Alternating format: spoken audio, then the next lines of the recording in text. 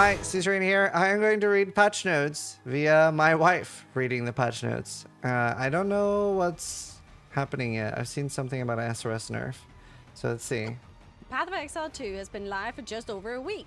We've addressed some feedback already and are working on more fixes for key pain points in an incoming patch. The full patch notes are coming soon, but check out some of the more significant changes below. Like we mentioned last week, we'll be adding the capacity to fast travel between checkpoints within an area. Oh, that's going to be very nice. As well as adding many more checkpoints to areas.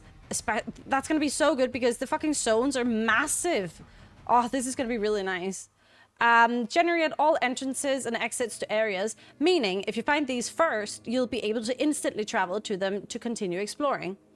We'll also be making passive point respecking cheaper, especially at higher levels. It had a relatively aggressive curve, getting more expensive with character level. We have flattened that curve so it doesn't exponentially grow as much. This should generally result in approximately 40 to 50% less gold cost for respecking between the start and middle of endgame progression. Wow. I haven't noticed that it's like that expensive, but I'm also nowhere near endgame, so... She just called you shit. She just called us all shit. Damn elitist Danes. Trial of the Sakimas. Players were finding Trial of the Sakimas particularly frustrating in close range, so we've reworked how honor damage scales when in close range, as well Don't we just want to always be on top of things then? as fixing an important bug that was causing players to take far too much honor damage from damage over time. Notice that one. Honor damage now scales down based on distance to enemies. When in close range, you'll take 35% less honor damage, tapering off as you're further away from monsters.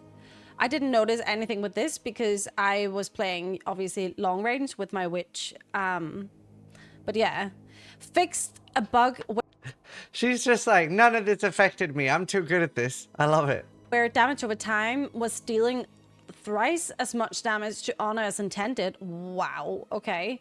And fixed the bug where honor resistance was only applying to 2/3 of that damage. This was confusing for us too.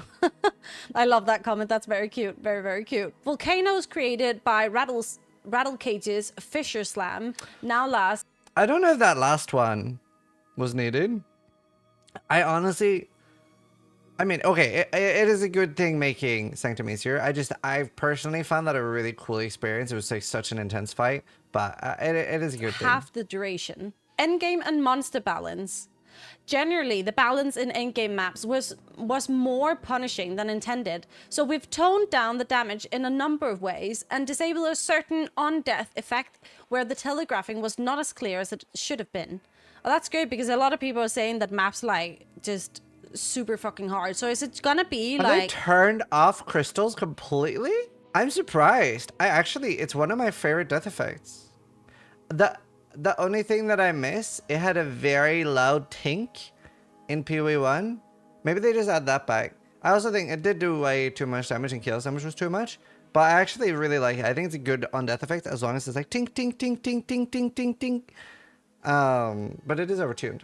chaos damage now also scales less aggressively over the end game. Wait, Critical strikes from monsters now deal 40% less She bonus missed a super important one. Maps no longer have additional elemental resistance penalties inherently at 6 or 11. It's now consistent. Oh, thank fuck. That's huge. damage. Lowered the baseline monster density of breach encounters primarily by reducing the frequency. Why is she reading every other line? Critical strikes from monsters now deal 40% less damage. That's also huge. Holy fuck. Of the elite monsters appearing. Disabled the volatile crystals modifier. Wait, isn't that a nerf, especially for softcore? Lowered baseline of breach? Aren't they pretty sad? Yeah, disable volatile, properly spoken by multiple plants. Oh, nice. So chaos damage is less mandatory now. 10 times less charges. Monsters now drains 10 times less flask charges per second. This was unintentionally draining way too many charges. Character and item balance.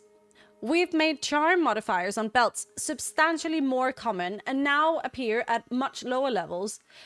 Charm modifiers being an affix is silly. Why are they an affix? Why are they not an implicit? at least should go up to 2. You could argue that the third one should be for Valorb or an affix, but it makes no sense that it's an affix. You're just -1 affix on belt. That's definitely a choice. The off symbolism modifier now appears from level 23 onwards, and the off inscription modifier now appears from level 64 onwards. Electrocute is now 25% harder to build up, but the damage penalty has been removed from the support gem. Oh, that's Added huge a for the new other build I'm lightning playing. damage and electrocute cluster to the passive tree in between the ranger and monk sessions. It is now more difficult to chain freeze enemies by reducing the amount of freeze buildup applied after freeze had been applied. Why are they nerfing freeze even further? As somebody that tried freeze, I think it's insane to say, why are they nerfing freeze? Am I the only one that, like, the second I tried freeze, I was like, oh, wow, this is fucked.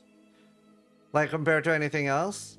Like, the second I tried freeze, I was like, huh?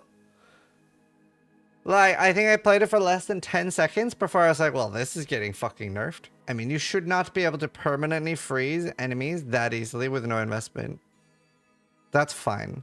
I definitely think that I like the idea of, like, after each freeze, it gets harder and you should have to invest into it. I definitely think that's a good thing. You should still be able to freeze, but you shouldn't be able to chain freeze. You should have to put some investment in. Like, things that the important thing is, and why some people will be like, why is balance important in a game? And balance is important in a game to a degree because if something in a game is to the point where you feel stupid for not playing something else, it's not in a good place.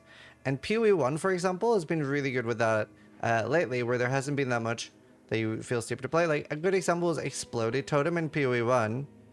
You feel stupid. Skill and support gem balance.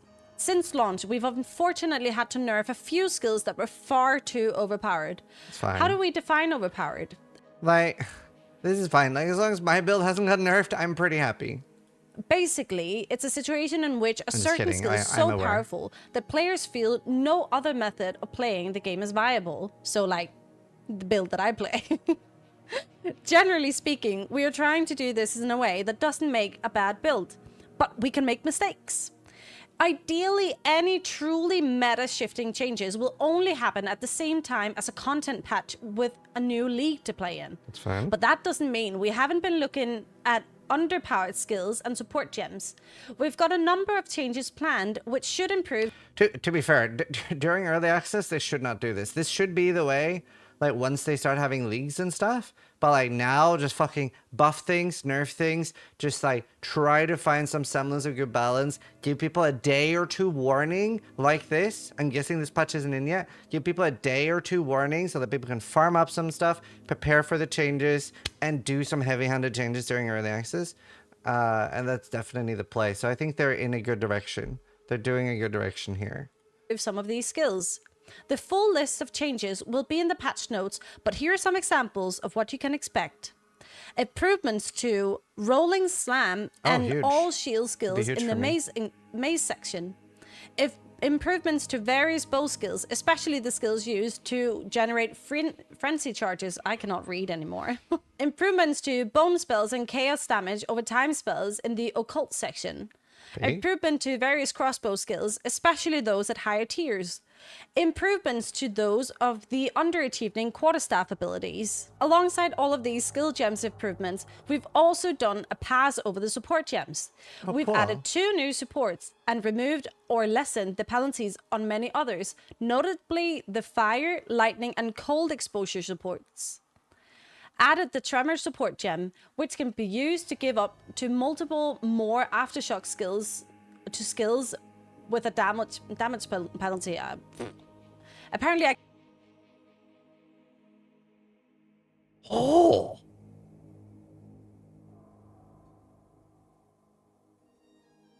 added the bidding support gem, which can be used to give more damage to the command skill of supported minions. What? Used to be more damage to the command skills. It was, ooh. The fire exposure, lightning exposure, and cold exposure support gem no longer penalize damage of supported skills. They now have a mana cost multiplier of 120%. There are also some I think mana multiplier costs are a mistake in PoE 2. I don't think they should exist. I like the spirit costs of aura related things, but we have so many problems to fix already in this game. There's more problems than in PoE 1. There's no reason to make mana more insufferable, in my opinion. Notable nerfs to a few of the remaining overachieving skills. Skeletal Arsonist Spirit costs now match the other 2 skeleton mages. This should result in a slight decrease of the number of arsonists at a higher level. How many do I lose? 1 or 2? Do I lose 2? 3. So I have 12 instead of 15. Well, it's not no impact, but like, what's... So for me, how much damage am I losing? What's going from 15 to 12 in percentage? Is that 8% damage I'm losing? And some might have seen the patch notes that we are going to be losing Spirit on Arsonists. This is roughly a 20% damage reduction. And obviously, since we're insta-killing bosses, we're just going to be slightly less insta-killing bosses. So it shouldn't really make any difference to the build. A nerf to the damage over time component on very high levels of Tornado and Vine Arrow.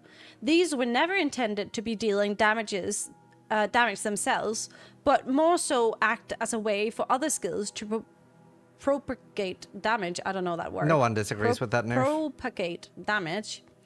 Magnetic Salvo can now only use your stock lightning arrows as opposed to those created by your party members. As we wind down for the holiday season, we want to thank you all for our most successful launch so far. We could not have done it without all of your support. A lot of our team will begin to take some much needed rest over the next few weeks, but we look forward to getting back in the new year refreshed and ready for an exciting year of development in 2025. Happy holidays, Exile! So that means that this is the last patch until 2025. I think that is a good patch to end on, and they definitely deserve a break over the holidays. It was already more than I was expecting. I got nerfed. It's fine. It's early access. Deal with it. I have so many builds I want to try. Good stuff. Mostly good stuff. I'm so excited for Tremor. Don't know when we're getting this, but I think I'll do Earthquake Totem. But either way, I hope you guys enjoyed my wife reading the patch notes. Sub if you liked the video, but more importantly, try to die less than I do.